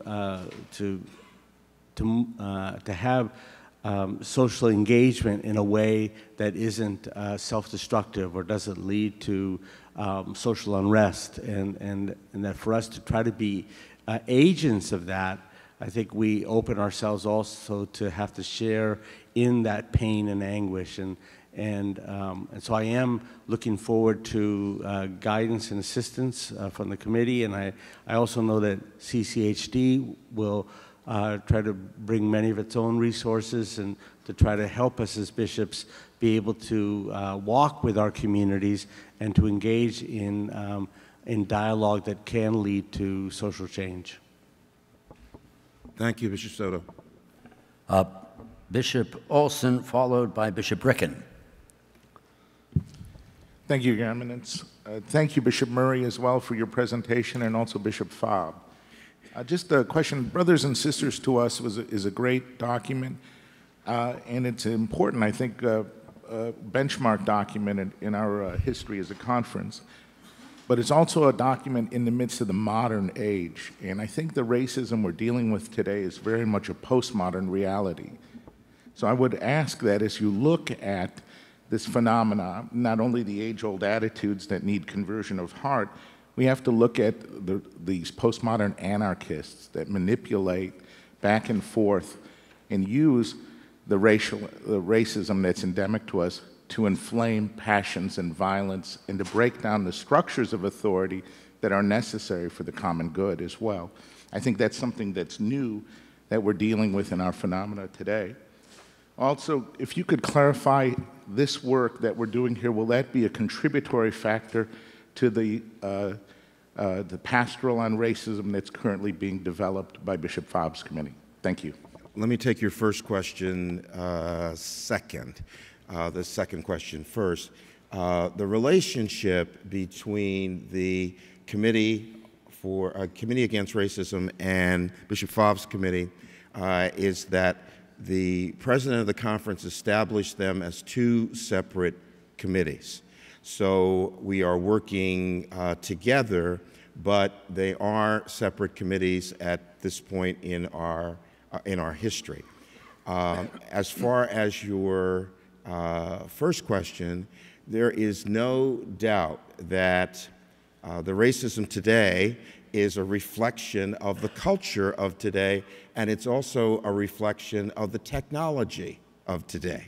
And we have to respond to that. We have to realize how racism is spread, how those ideas are shared, especially, as Archbishop Blair said, with young people. And we have to develop ways of counteracting that. Thank you. Bishop Ricken, followed by Bishop, we think, Peter Byrne from New York, I think. Bishop Ricken. Bishop Murray, thank you for those comments you just made. I think we have a huge problem societally with the gift that social media is, but also the tool for destruction and hatred and violence. And we see an epidemic among young men who get very, very isolated and sometimes in their basements looking at hateful literature. We see this in all these terrible incidents of mass shootings. And social media is a place where we need to be more and more to proclaim the gospel of love.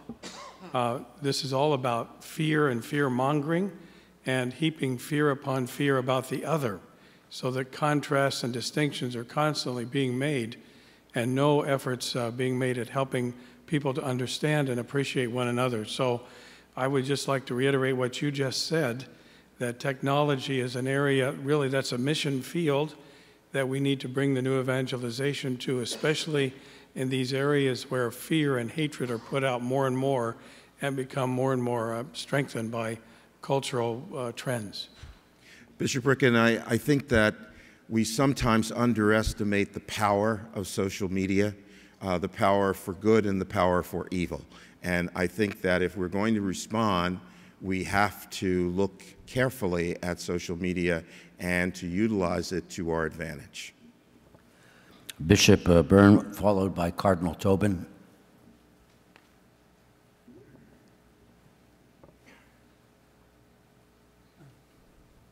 No, I think in identifying racist organizations, it's important not to forget Planned Parenthood, which was founded by an avowed racist for eugenic purposes. So, and it also obviously targets minority communities. So, to throw that in there. Okay, good. Thank you, Bishop. Cardinal Tobin, followed by Archbishop Gomez. Thank you very much, Bishop Murray, for that good summary and for taking on this responsibility of heading the ad hoc committee. Just two suggestions. First, while it is possible to talk about racism in broad terms and affecting a number of different groups, I think I would suggest that the uniqueness of the African American experience not be diluted in any manner by, given some of the reasons you gave at the beginning of the historical roots and really the chronic devastation that has been experienced in that community. The second has something to do with the first, and that's, I think our message will be even more credible if we at least recognize the church's participation in concrete acts of racism. We can point to the example of some of our courageous forebears, like Cardinal Joseph Ritter or Archbishop Joseph Rummel, but also recognize that they were courageous because they were speaking to their own people and actually changing the structures of their local churches. So I think some religious orders and dioceses have done this even in the recent past, and our message will be even more credible if we as a conference do the same. Thank you, Your Eminence. A number of religious orders have contacted me to say these are the programs that we have in place and are working to raise these issues. And as we know from the civil rights movement, many priests and religious women, oftentimes in full habit, were marching for racial justice. So we have a very good resource there, which I will tap into.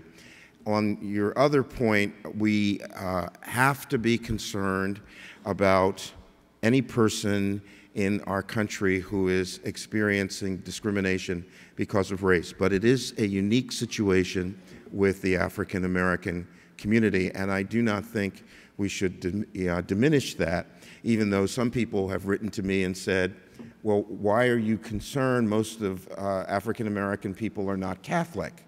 Well, it goes back to what we said about immigrants. They are brothers and sisters to us.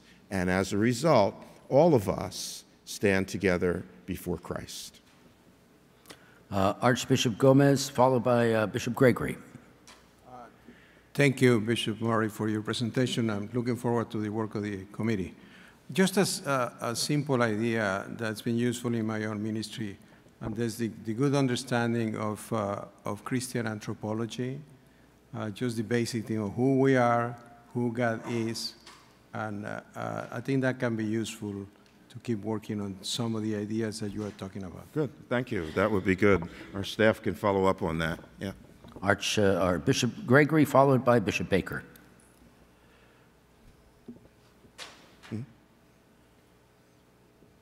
Oh, it's is this Archbishop? Yes. I didn't realize. Archbishop Gregory, thought it was.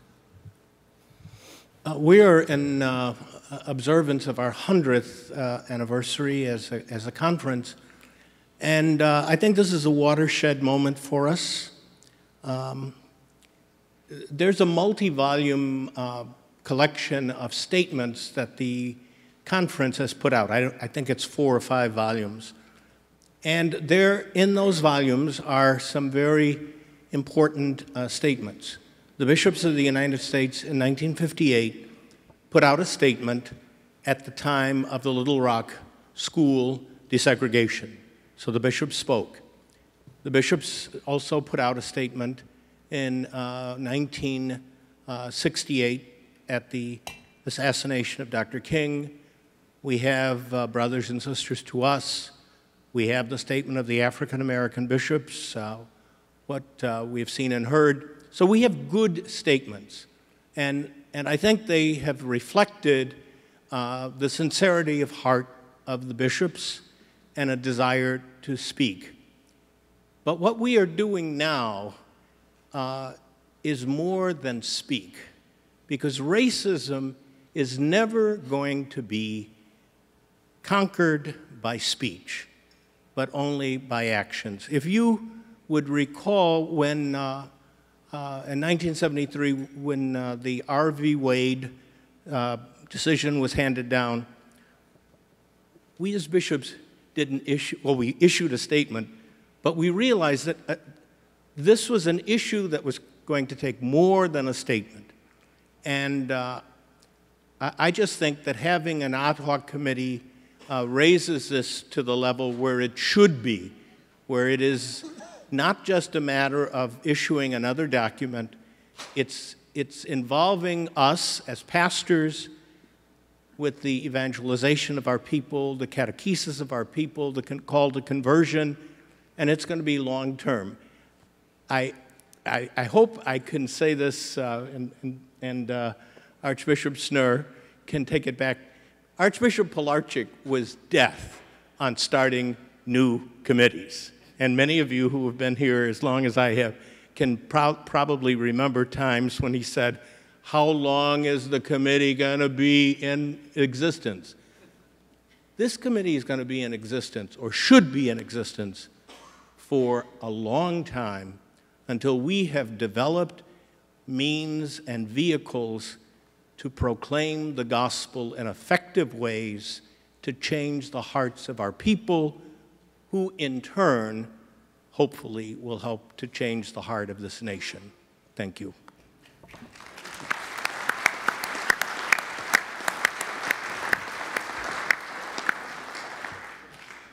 Thank you, Bishop Murray. One thing every bishop can do is listen.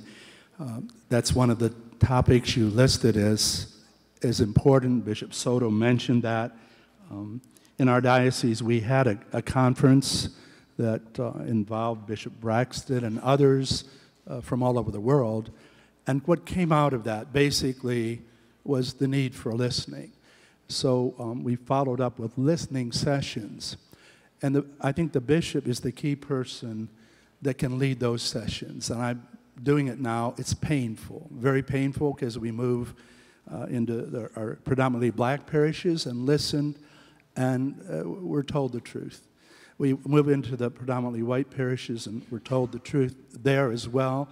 But I found in Birmingham more receptivity than I would have thought in the white community who were battling 50 years ago. We also found we could not have done this 50 years ago. We could not have done it 20 years ago. It's now the prime time where people can begin to get together and do these kind of things. But I just think the listening component and anything your committee can do to feed into that, into what goes on there, would be helpful. Bishop Baker, thank you, and also thank you for sending me the information about your program in Birmingham. Bishop Murphy, followed by Bishop Burns.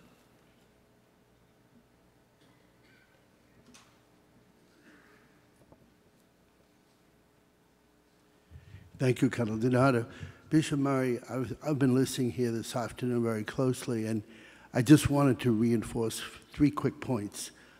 First of all, I think what Archbishop Gregory just said, we need to have symbolic acts in which we show where we stand and what we're for.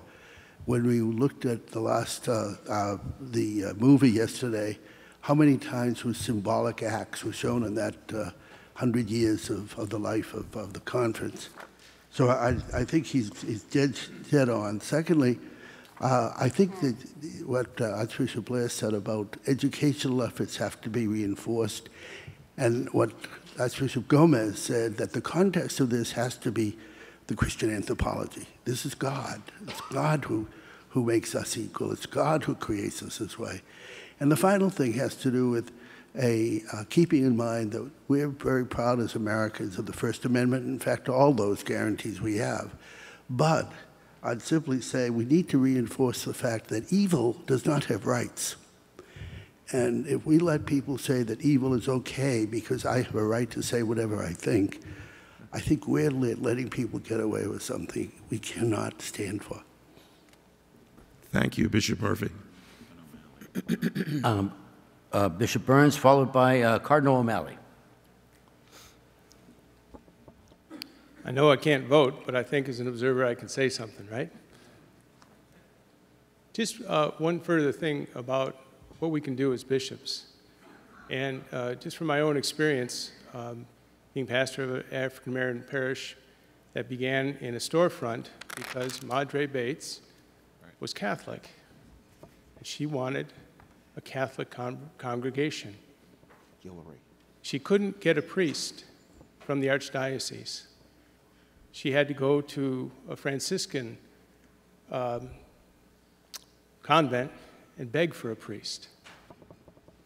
It wasn't until the congregation grew large enough that the archbishop decided he was going to give him a priest. When I became pastor, one of the ministers of service came to me and said, you know, Father Mike, we've had every vagrant, drunk, and rotten priest that's ever come through this diocese. What I'm saying is that we as bishops can invest in our ministry, who we assigned to certain places, that we give our best. People would ask me, why is your parish so small? Why aren't there more African American Catholics? I used to say, why are there any? Well, it's the persistence of the faith. It's the Eucharist that has won people's hearts to persevere with sometimes our neglect as bishops. And I think that's something that we can actually do. And I just wanted to offer that as we're thinking about this whole issue. Thank you, Archbishop. Cardinal O'Malley, followed by Bishop Guillory. I just wanted to recall how Cardinal O'Boyle segregated the schools in Washington, integrated the schools at a time when schools in the United States were segregated. And he did it before the Supreme Court decision, and he did it peacefully. But as the build-up for that, he arranged all these sort of living room dialogues where black Catholics and white Catholics would get together in people's homes and get to know each other and share their experiences of faith, share their experiences that they'd had of racism. And it created an atmosphere where he was able to do something revolutionary in a peaceful way. The Holy Father's always talking about the culture of encounter, you know, and we need that encounter. We need to bring our people together, and especially as we've all heard today, half of the Catholics in the United States are probably Hispanic. And there's a lot of parishes where when you say you want to have a Spanish Mass, there's great resistance.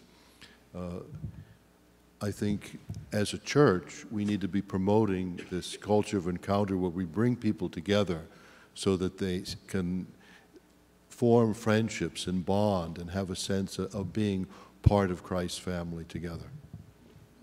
Thank you, Your Eminence. That's one of the things we want to do is create situations where people can come together and learn about each other.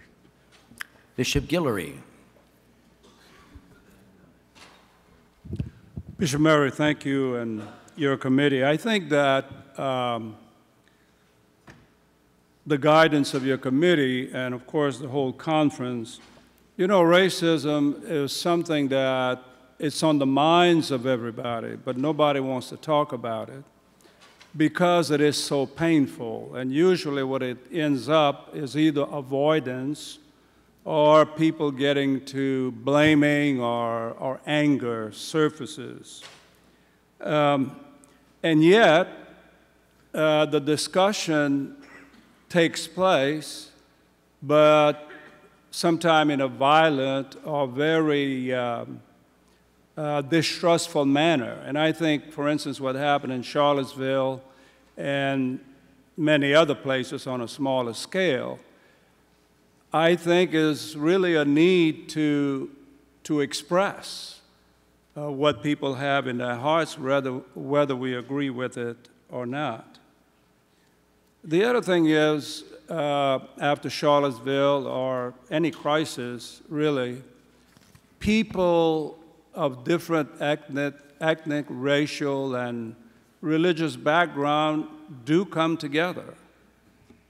They come together as a sign of solidarity and support. I think as a sign that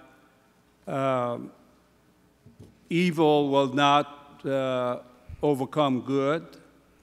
And so I think if the conference can provide an atmosphere and an opportunity for people to discuss the issue of racism in a reasonable manner, I think that's going to be a big contribution, because now the atmosphere is so mistrustful and and oftentimes avoidance.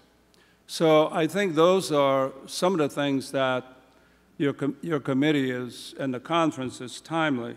The final thing is, you know, it's unfortunate that all too often it takes a tragedy for people to see the image of God in one another.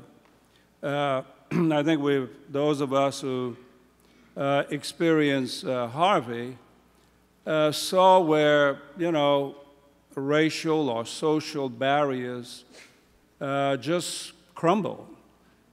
People, you know, the Good Samaritan, people saw their common humanity in each other. So I think it's a timely opportunity. Thank you, Bishop Guillory. Thank you, Bishop Murray. You have, I'm sorry. Archbishop Brody. Oh, Archbishop Brody. We didn't see your event.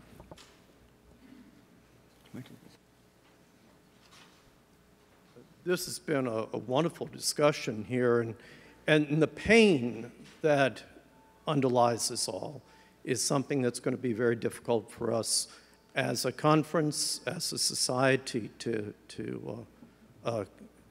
address. We're not going to have all the answers, but maybe we can have a way to bring people together. There's goodness in people. The problem so often, the challenge, is when we have listening sessions, the people who come to them, participate in them, are already speaking to each other. You know, they're the ones very often who are attracted. It's getting a broader discussion. And if bishops have suggestions, I hope that they would give them to Bishop Murray of how to have a broader discussion. The issues are complex. Racism is a fact, and it's painfully so. I was speaking with a group of teenagers not too long ago and asking them about their experience of racism. And I remember one student in particular whose parents are from Korea. And his expression of racism, he said he was originally enrolled in a school that was almost all African American. And the racism that he had there, he said he would be beat up in the hall because the students would say, "This is a black school, you don't belong here." You know, it's a complex situation that we're facing. It permeates our society. But there's a goodness in people if we can talk with one another. You know, that, and the other thing, you know, hearing racist speech, as repugnant as we may find that, we have to be careful, because hate speech is something that we as bishops are often accused of in certain circles.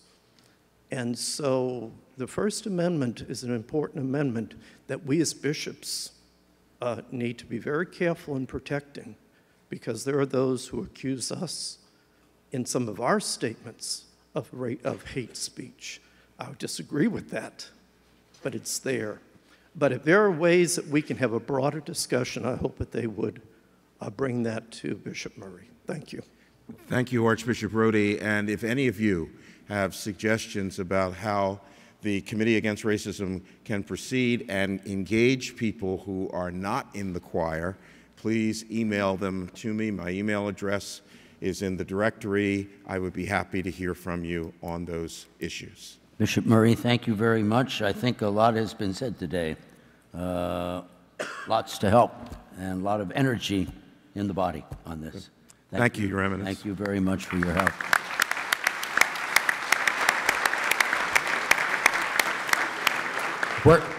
Brothers, we're going to take a break and maybe, well, be back if you can by about 4:20. We still have some things to do, but it's time for a break. We're a little late.